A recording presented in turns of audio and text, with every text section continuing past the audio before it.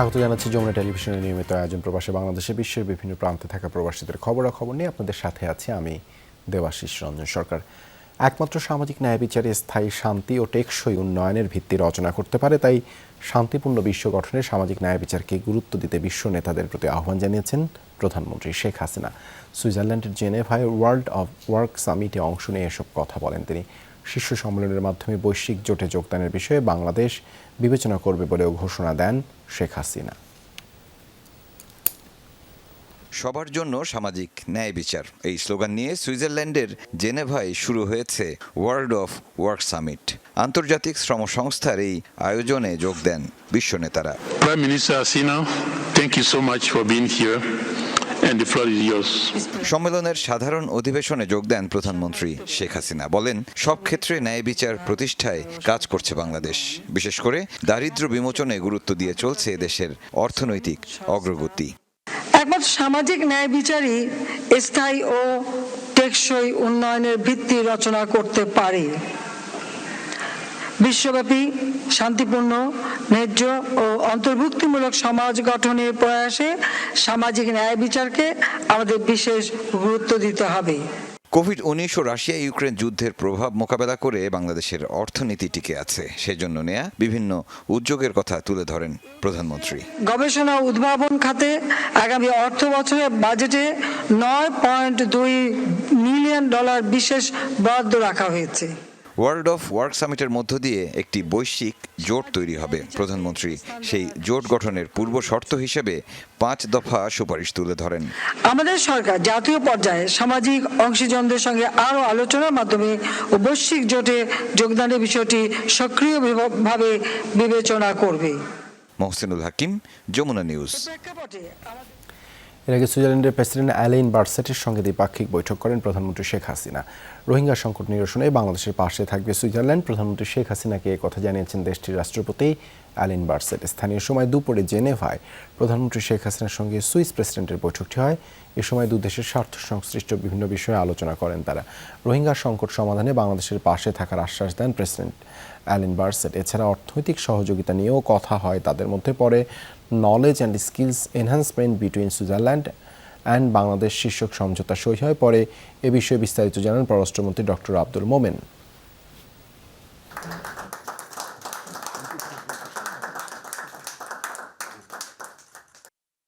গান্ধী বললেন যে আমরা এটা চেষ্টা করতেছি, আমরা আমাদের অ্যাক্সেস আছে মায়ানমারে, তবে আমাদের হাতটা অনেকটা টাইট, অন্যদের হুকুমে আমরা অনেক সময় কাজ করতে হয়। তবে আমরা ডেফিনেটলি আমরাও মায়ানমারে পরিবেশ আরো উন্নত হওয়ার জন্য চেষ্টা করব। মানব পাচার আইনে হয়রানি বন্ধে সরকারি উদ্যোগের বাস্তবায়ন দেখতে চায় জনশক্তি রপ্তানিকারকরা। বলেন, এর আগেও বৈধ রিক্রুটিং এজেন্সির মালিকদের না করার প্রতিশ্রুতি দেয়া হলেও তার বাস্তবায়ন হয়নি। নিয়ম মেনে কর্মী পাঠিয়েও নানাভাবে হয়রানির শিকার হতে হয়েছে তাদের। রিক্রুটিং এজেন্সি ফ্রেন্ডস অ্যাসোসিয়েটস রাফার সংবর্ধনা অনুষ্ঠানে এসব কথা বলেন বক্তারা। মানব পাচার আইনে হয়রানি ঠেকাতে ভূমিকা রাখায় স্বরাষ্ট্র মন্ত্রণালয় সংক্রান্ত সংসদীয় কমিটির সভাপতি বেনজির আহমেদ এবং বাইরার নির্বাহী কমিটিকে সংবর্ধনা দিয়েছে রাফা। নিয়ম মেনে কর্মী প্রেরণ করা হলে কোনো রিক্রুটিং এজেন্সির মালিককে মানব পাচার আইনে হয়রানি না করতে প্রজ্ঞাপন দিয়েছে স্বরাষ্ট্র মন্ত্রণালয়।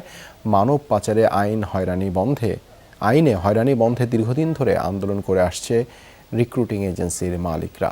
তাদের দাবি, অবৈধভাবে বিদেশে কর্মী পাঠায় তাদের বিরুদ্ধে কোনো ব্যবস্থা নেওয়া হয় না, কিন্তু যারা সরকারের সব নিয়ম বিএমটির ছাড়পত্র নিয়ে কর্মী প্রেরণ করে তাদেরকেই হয়রানির শিকার হতে হয়।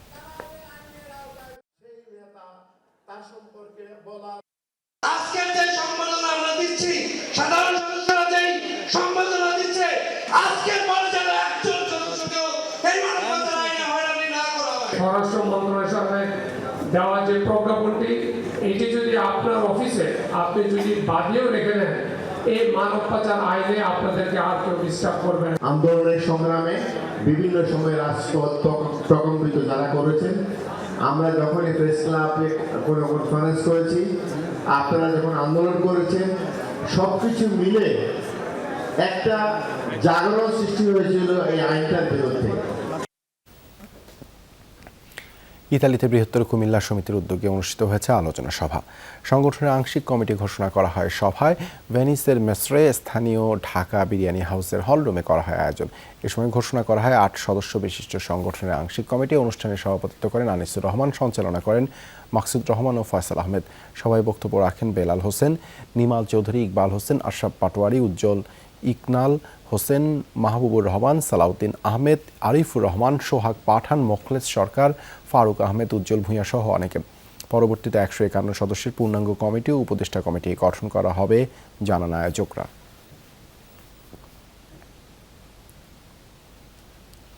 দক্ষিণ আফ্রিকায় জিয়াউর রহমানের মৃত্যুবার্ষিক উপলক্ষে অনুষ্ঠিত হয়েছে আলোচনা সভা ও দোয়া মাহফিল।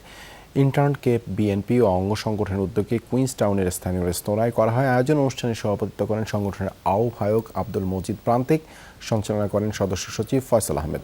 মুঠোফোনের প্রধান অতিথির বক্তব্য দেন নারায়ণগঞ্জ জেলা বিএনপির আহ্বায়ক আলহাজ গিয়াস উদ্দিন। অনুষ্ঠানে আরও বক্তব্য দেন উপদেষ্টা ডক্টর ইউনুস, শহীদুল হক হেলাল, যুগ্ম আহ্বায়ক আবু নাসির, জিয়াউল করিম সোহেল, হাবিবুর রহমান চৌধুরী ও জুলফিকার ইসলাম টুটুল। আয়োজনে দোয়া পরিচালনা করেন হাফেজ কাজী আক্তার হোসেন। সৌদি আরবের রিয়াদ মহানগর আওয়ামী যুবলীগের ত্রিবার্ষিক সম্মেলন 2023 অনুষ্ঠিত হয়েছে। রাজধানী রিয়াদে অনুষ্ঠিত আয়োজনে সভাপতিত্ব করেন সংগঠনের নতুন সভাপতি আব্দুল আজিজ, সঞ্চালনা করেন শহীদুল ইসলাম ও ফারুক আহমেদ। প্রধান অতিথি ছিলেন রিয়াদ ফ্রেন্ডস অব বাংলাদেশের সভাপতি প্রফেসর ডক্টর রেজাউল করিম মিলন। বিশেষ অতিথি হিসেবে উপস্থিত ছিলেন সদ্য বিদায়ী সভাপতি শওকত ওসমান চৌধুরী। অনুষ্ঠানে বক্তব্য রাখেন মোহাম্মদ আবুল খায়ের, জাকির হোসেন টিটু, পেয়ার আহমেদ, নন্দলাল সরকার সহ অনেকে। আয়োজনে আব্দুল আজিজকে সভাপতি ও ফারুক আহমেদকে সাধারণ সম্পাদক করে রিয়াদ মহানগর আওয়ামী যুবলীগের নতুন কমিটি ঘোষণা করা হয়। চীনে আন্তর্জাতিক শিক্ষার্থীদের অংশগ্রহণে পালিত হলো রক্তদান কর্মসূচি। বিভিন্ন দেশের শিক্ষার্থীদের সাথে আয়োজনে অংশ নেয় দেশটিতে অধ্যয়নরত বাংলাদেশি শিক্ষার্থীরাও। রক্তদাতা দিবস উপলক্ষে কর্মসূচিটি যৌথভাবে আয়োজন করে চিয়াংশি প্রাদেশিক স্বাস্থ্য committee, Jiangxi red cross society, প্রাদেশিক সামরিক নিরাপত্তা ব্যুরো ও প্রাদেশিক ব্লাড সেন্টার সহ অন্যান্য অঙ্গ সংগঠন। আন্তর্জাতিক শিক্ষার্থীদের স্বেচ্ছাসেবী সংগঠন লেই ফাং ইন্টারন্যাশনাল ভলান্টিয়ার অ্যাসোসিয়েশন রক্তদান কার্যক্রমে অংশগ্রহণ করেন। রক্তদান করে সংগঠনটির 20 জন সদস্য। রক্তদানের জন্য সবাইকে সচেতন করতে এই ধরনের উদ্যোগ জানান আয়োজকরা। গ্রিসের দক্ষিণ উপকূলে অভিবাসন প্রত্যাশীদের নৌকা ডুবিতে মৃত্যু হয়েছে কমপক্ষে 32 জনের, শতাধিক জীবিত উদ্ধার হয়েছে। গ্রিক কোস্ট গার্ড জানায় আন্তর্জাতিক সমুদ্র সীমায় হয়েছে এই ঘটনা। ধারণা করা হচ্ছে লিবিয়ার পূর্বাঞ্চলীয় তবরুক থেকে গ্রিস উপকূলের দিকে যাচ্ছিল নৌযানটি। নিখোঁজদের সন্ধানে এখনও চলছে অভিযান। যোগ দিয়েছে কোস্ট গার্ডের 6টি নৌযান, নৌবাহিনীর একটি বহর, সামরিক যান ও বিমান বাহিনীর একটি হেলিকপ্টার। তীব্র বাতাস ও দুর্যোগপূর্ণ আবহাওয়ায় ব্যাহত হচ্ছে উদ্ধার কাজ।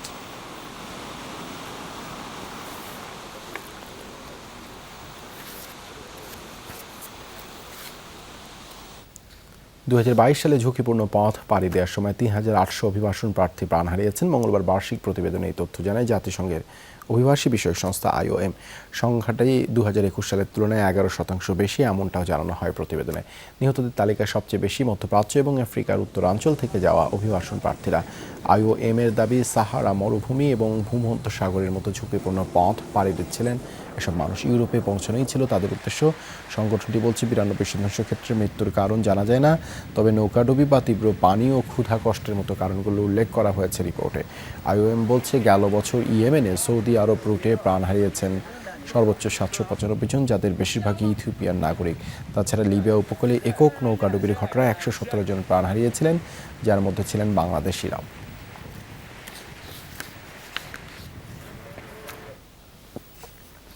ডোনাল্ড ট্রাম্পের নির্বাচনে অংশগ্রহণকে বাধাগ্রস্ত করতে মামলা দিয়ে আটকাতে চাইছে বাইডেন প্রশাসন। নিউ জার্সির সম্মেলনে এমন দাবি করেন সাবেক মার্কিন প্রেসিডেন্ট ডোনাল্ড ট্রাম্প। বলেন, কিছু গুরুত্বপূর্ণ সরকারি নথি রাখার পূর্ণ অধিকার রয়েছে তার। এই অপরাধে বিচার কাজ ভিত্তিহীন বলে দাবি করেন তিনি। এর আগে মায়ামির আদালতে হাজিরা দিয়েও নিজের বিরুদ্ধে আনা সব অভিযোগ অস্বীকার করেন সাবেক মার্কিন প্রেসিডেন্ট।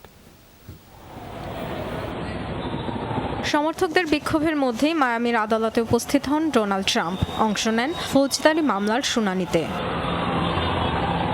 47 মিনিটের শুনানিতে কোনো কথা বলেননি ট্রাম্প। আত্মপক্ষ সমর্থনে তার হয়ে তথ্য উপস্থাপন করেন তার আইনজীবী। নিজের বিরুদ্ধে আনা সব অভিযোগ ভিত্তিহীন বলে দাবি সাবেক প্রেসিডেন্টের। ভ্রমণ কড়াকড়ি, অর্থদণ্ড বা যে কোনো শর্ত ছাড়াই আদালত ত্যাগের সুযোগ পান ট্রাম্প। শুনানি শেষে নিউ জার্সির সমাবেশে যোগ দেন ট্রাম্প। সেখানেই তোপ দাগালেন বাইডেন প্রশাসনের দিকে। ট্রাম্পের দাবি, তার কাছে পাওয়া নথিগুলো রাখা কোনোভাবেই বেআইনি নয়। নির্বাচন বানচালের উদ্দেশ্যে এমন মামলা সাজানো হয়েছে বলে জানান তিনি। বলেন, যুক্তরাষ্ট্রের ইতিহাসে এ ধরনের বিদ্বেষপূর্ণ মামলা হয়নি আগে। এ ধরনের আইন প্রয়োগ করা দেশদ্রোহী ও গুপ্তচরদের বেলায় কোনো সাবেক প্রেসিডেন্টের যে নথি রাখার অধিকার আছে তা নিয়ে তো মামলার কিছু নেই। আগের প্রেসিডেন্টরাও এই কাজ করেছেন। আমার চেয়েও বেশি নথি যারা রেখেছে সেগুলো নিয়ে মামলা দূরে থাক, তদন্ত হয়নি। জো বাইডেনকে যুক্তরাষ্ট্রের ইতিহাসে সবচেয়ে দুর্নীতিবাজ প্রেসিডেন্ট হিসেবে আখ্যা দেন ট্রাম্প। অভিযোগ তোলেন বাইডেনের পুরো পরিবারের বিরুদ্ধেই।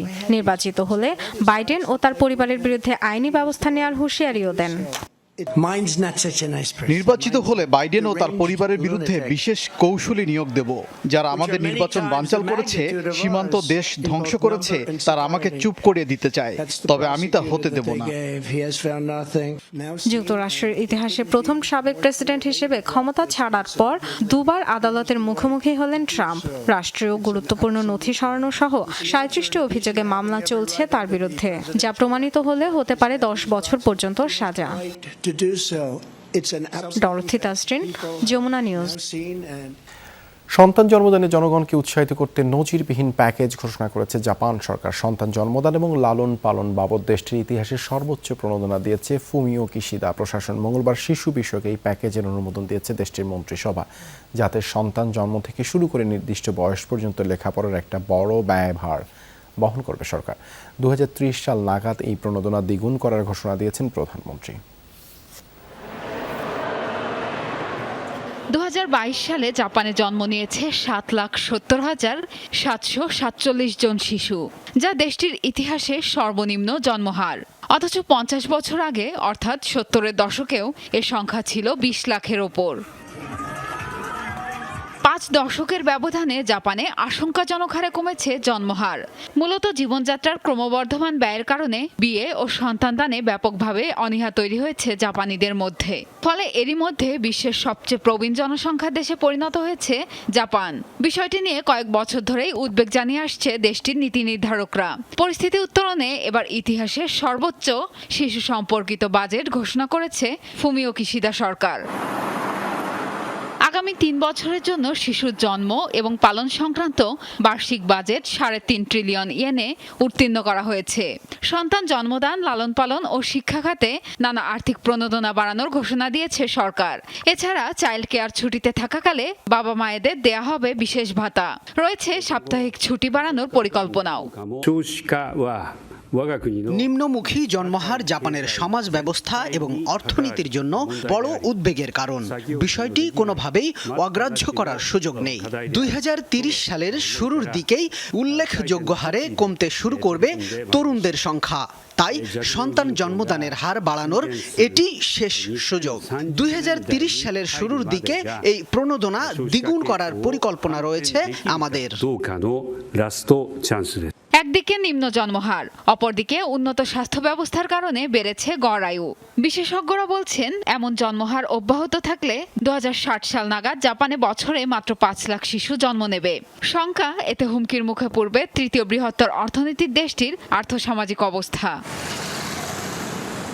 প্রিয়াঙ্কা চক্রবর্তী, যমুনা নিউজ। এই ছিল প্রবাসী বাংলাদেশে এতক্ষণ সাথে থাকার জন্য ধন্যবাদ।